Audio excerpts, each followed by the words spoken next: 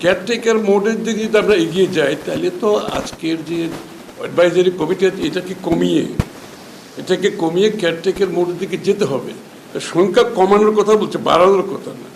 কারণ আপনি যখন কেয়ারটেকার মোডে যাবেন, সংখ্যা আমাদের জানা আছে কেয়ারটেকারের 10 জন ছিল, ঠিক আছে, আমরা সংখ্যা বলছি না, কিন্তু আপনাকে সেদিকে যেতে হবে।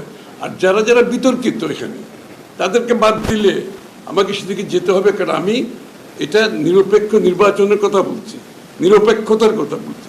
সুতরাং যাদের সম্বন্ধে বিতর্ক আছে তাদেরকে বাদ দিয়ে কেয়ারটেকার মোডের দিকে যেতে হবে, সংখ্যা কমিয়ে আনতে হবে, নির্বাচনের রোডম্যাপ ঘোষণা করতে হবে। এটা হচ্ছে মূল কথা। না, এটা আসলে কখনোই আমাদের এরকম প্রস্তাব ছিল না। কারণ আমরা এটাকে নির্দলীয় নিরপেক্ষ সরকার আমরাও বলেছি, সেই জন্য আমরা প্রথম থেকে সমর্থন করেছি। তো সেখানে আমরা কেন চাইবো আমাদের কাউকে সেখানে নেওয়ার জন্য?